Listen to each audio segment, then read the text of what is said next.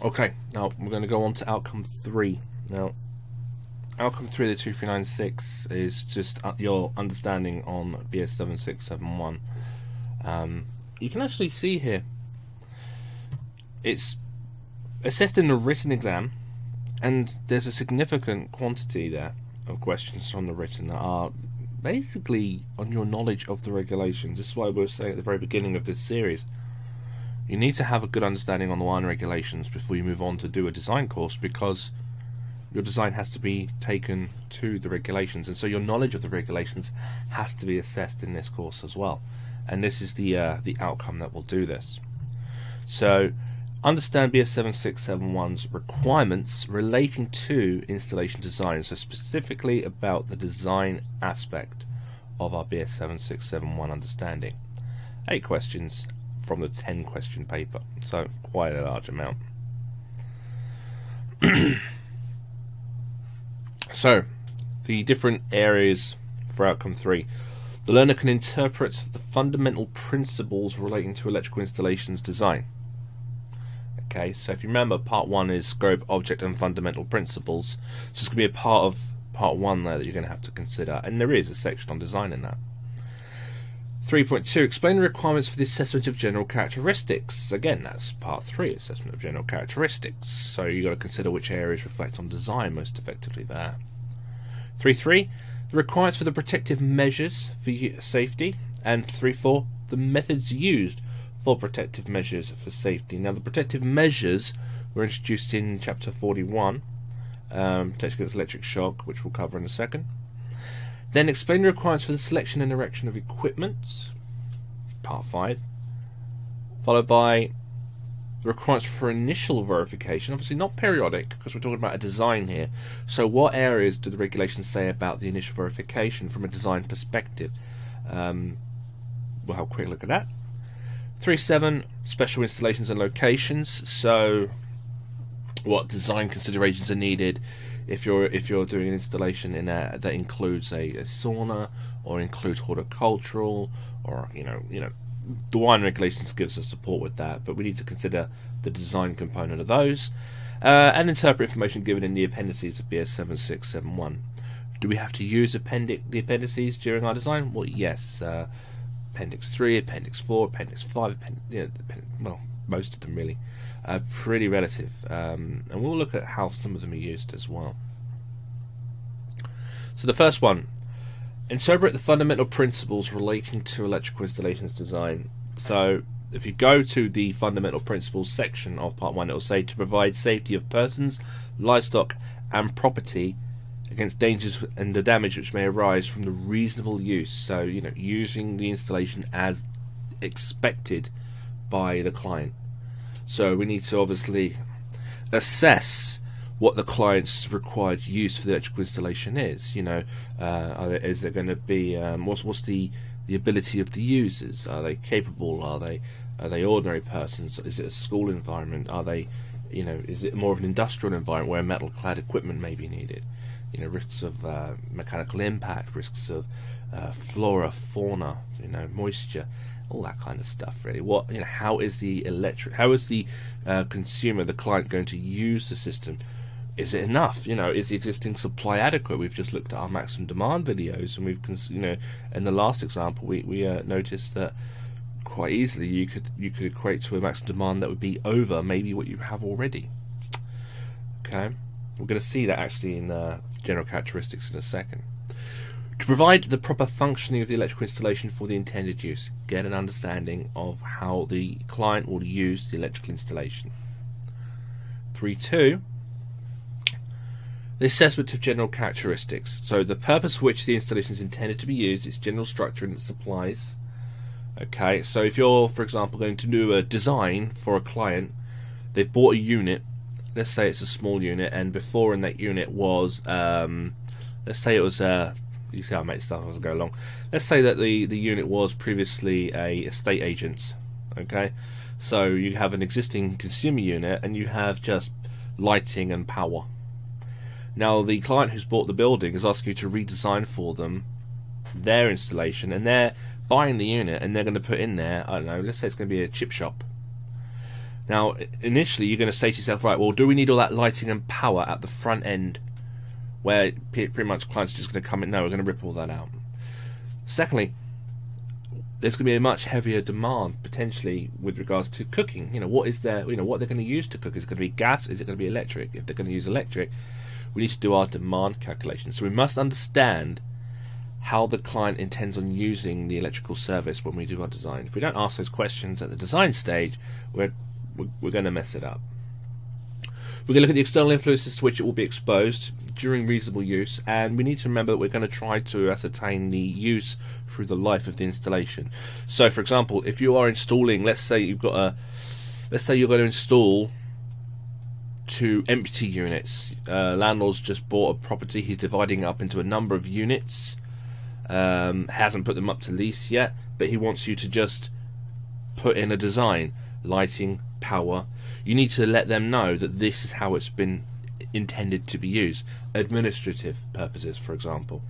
I used to work for an electrical training company that moved into a first floor in near London in what was an office, and basically what the guys did is they put all the training rigs and all the training bays, all these extra sockets and stuff to work on and do testing, they strapped onto the original installation. So the existing installation wasn't adequate for the person who was letting it. This can be an issue when you're going to do some work for a landlord if it's not known at that moment in time what the use will be. But you should allow the landlord to know what the limit of the system is at that point, and it may limit their ability to let, or they may decide they want to have more potential letting and provide a larger supply. But you must understand the external influences to which it will be exposed to. If you don't know, because the property is empty, then you put that on your paperwork, and it would have to be reassessed prior to a new tenancy arrangement. Compatibility of its equipment. That kind of speaks for itself, really. Ensuring that equipment is correctly selected and erected, and that there's no issues of compatibility with other equipment. Maintainability. We must design a system that will allow safe, effective maintenance. Electricity work regulations. We must make sure that maintenance is achievable, that it's accessible, and that it can be carried out safely. All those considerations must be carried out at the design stage. This is where you'd have to work with other people. So if you're installing an electrical system, but there are other people installing, for example, assemblies or plant or distribution or even air handling units, they may not know, or you may not work with them close enough, and it might be that you plan on having a panel put in a position, and then they decide, well, there's some gap there, we'll put a bit of equipment adjacent to that, which then inhibits the ability to freely maintain that or safely maintain it in the future. And there are now, if you look at section 729 BS 7671 with regards to plant rooms, there are legislations about maintenance, about distance, and about passing widths of equipment and plant, so you do have to make sure you follow those as well. Recognised safety services. What are the recognised safety services? Are they existing? Are they needed for the actual design? Emergency lighting, fire, all those things. And assessment for continuity of service. So again, you may think of this immediately as a medical type of thing, where you have to have a standby IT system in it will maybe considered a Group 1 location, in a medical location, but also you have data, you have business.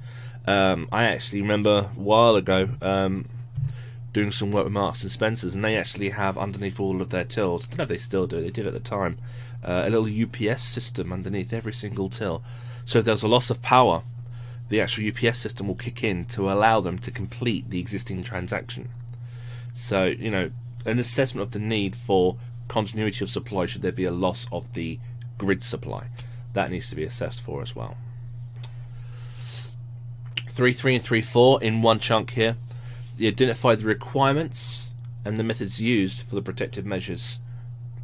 Now, in Chapter 41, there are 4 general protective measures. You need to remember a protective measure, and it's got the wording of protective measure here in the handbook, so that's what they're looking at. Protective measure is a combination of basic and fault protection. So basic protection was obviously protection against direct contact, as we used to remember it. So insulation barriers, placing out of reach, obstacles, enclosures. And full protection would be an indirect contact. So you're talking about your automatic disconnection of supply, you're talking about your earthing and your bonding and things like that. So there needs to be protective measures that achieve these in some shape or form. And the general protective measures are the ones that we throw out first of all. ADS being the first one. That's the common protective measure. You'll have to consider if you need others. Some electrical equipment, for example, may not use a protective conductor, so the electrical equipment you connect may utilize double or reinforced insulation as its protective measure, similarly to things like meter tails. Meter tails, surface clipped, won't have a protective conductor within them, that if you were to hit them there would be an automatic disconnection, so they'll have the insulation and the sheath, so you'll be utilizing double or reinforced insulation for a couple of parts of your electrical installation. Electrical separation, the common example of that would be your shaver point for a piece of equipment in a bathroom type example. But have a good look in the regulations if you understand you need that. Similarly with selve or pelve, quite often we use selve or pelve these days because the electrical equipment selected by the client needs it. They come with transformers, and those transformers naturally utilize selve or pelve. But we do need to consider if there's a special location or a special installation, swimming pools, bathrooms kind of environments, where the regulations will say no, you actually now need to use selve or pelve, and you need to make sure that the voltage is limited to no more than 12 volts or 24 volts. So we need to be aware of these protective measures. But the one that we'll use first of all is ADS, and that is just effective selection of an appropriate conductor size and earthing cable that will achieve a high enough fault current to achieve quick enough disconnection time. The ZSs, if you will. Okay, but we need to identify at the design stage how we're going to achieve sufficient protection, and we'll use the protective measures as tools to determine that. 3.5. Explain the requirements for the selection and erection of equipment in electrical installations. You have to just become familiar with the whole content of Part 5, the common rules. You must make sure the equipment that you select is installed to manufacturer's instructions, is an appropriate kite mark or CE mark, and you get it from a reputable vendor and things like that. Always follow the manufacturer's instructions. Go through Part 5, get some familiarity. Do remember though, in the assessment in the 2396 you have the book with you. It's not a memory exercise. What you need to do is have familiarity with the document. If you have familiarity with the book, you've got all the time in the world. I believe the exam was like 3 hours long when I sat it. And I just kept writing. I literally filled the paper up. I got a distinction, so I guess I did okay. But you have all the time to use. And so just get familiar with the layout and how to identify what it's looking for. Similarly with protection, isolation, switching, earthing arrangements, other equipment and safety services. Bit of familiarity, okay? 3.6. With initial verification, again, familiarise yourself with Chapter 61. It's very, very small. It'll tell you about things like inspection. You must carry out the initial verification during and on completion of the electrical installation. So when you're doing your design, you should make sure that obviously there are points or pivotal points for the constructor to have effective initial verification carried out. It might be that the person doing construction, doing the install, has the skill, or is going to be the person carrying out the initial verification. That's fine, but what you probably need to do from a design perspective is install or apply methods that support initial verification, such as access equipment, such as prioritizing the design or the install at points when initial verification can then be followed up before people then cover things up or put floorboards down and make the ability to inspect it impossible. So the designer needs to be aware of this and needs to imply initial verification at pivotal points of the installation stage. Similarly with testing, we need to determine that the testing must be carried out in sequence. There is a sequence of tests with initial verifications, and we've got to make sure that those are actually achievable. For example, if I was carrying out an installation of 30 to 40 downlights or spotlights, I probably would design a method of connection such as these maintenance-free connections. There's a good Hager one that goes through a spotlight position, or the way it goes or whatever. But a method of connection that will be easy to terminate the mains cabling, but then before you introduce the luminaire, the transformer of 12 volt, or the equipment itself, whatever it is, the ability to put the mains in, and before you connect the equipment, carry out that installation resistance test between live conductors, because technically that should not be not applicable or limitation on initial verification of a brand new installation. Because with regards to periodics, we say, okay, yeah, you know, that's a limb, because we're not going to go and take out all of this electrical equipment, because that's going to be dismantling, that's going to create further disruption and potential damage, and it's going to shorten the life of the equipment. Fine. But from an initial verification perspective, there should be a recognition that those live conductors have been installed, and before we actually then introduce electrical equipment on the end of them, there needs to be a test carried out between line and neutral, or between live and lines respectively. So this is up to a designer to implicate these processes. You're probably all just thinking, no, that doesn't happen. Probably doesn't happen, because often the designer has no freaking clue. But you know, that's what we need from BS 7671. That's the ideology we're supposed to have on the initial verification with BS 7671 and design. 3.7 special installations and locations. Again, it's familiarity. The special locations will give you restrictions, IP requirements, zonal concepts, the protective measures. It will say you must only use this protective measure. Okay. I'm not going to go through what they all are, because again, that's a 7671 training, but you should be able to quickly go, oh, this design question mentions a sauna, I'll go to 703 and I'll look in there, and the external influence is this, and the pay rating is it should be easy to do. If it's not, then you need to think about your knowledge of the 7671 and relearn that a bit, because this should be a walk in the park. This kind of area. Okay.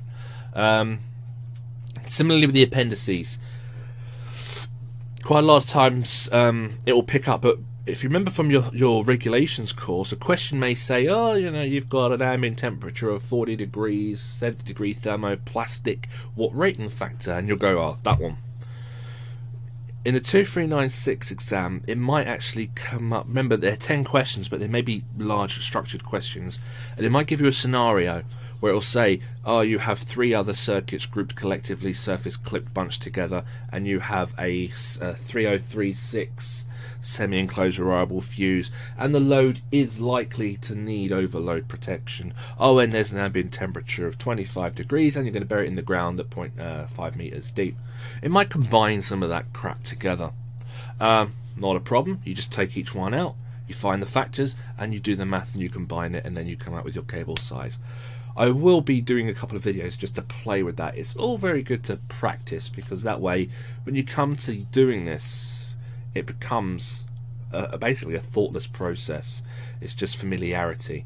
So many people rely on software and stuff, and one of the things I end up doing is actually kind of proof checking some software, because they're only as clever as the people who use them, and they're not great, some of them.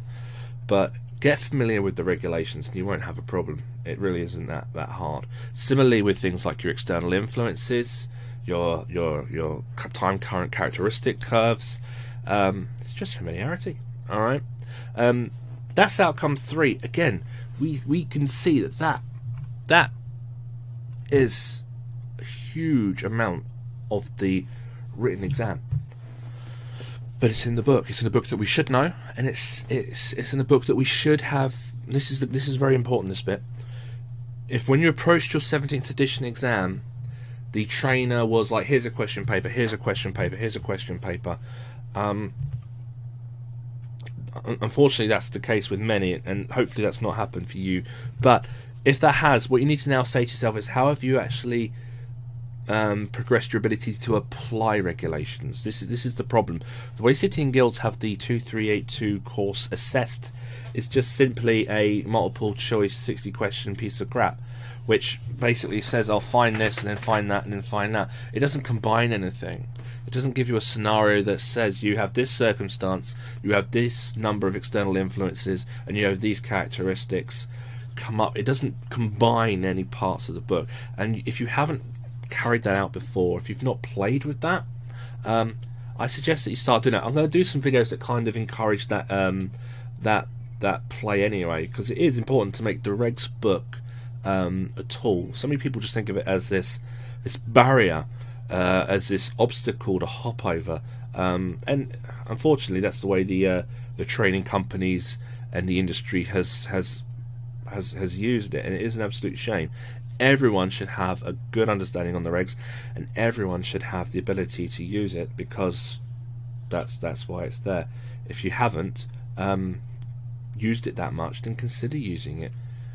We can become very complacent with our work. We can just do the same thing day in, day out. But one day something new might crop up, and we may just need to be able to go to that regs book just to get that extra bit of assurance with our design, that we know we have the backing of the regulations.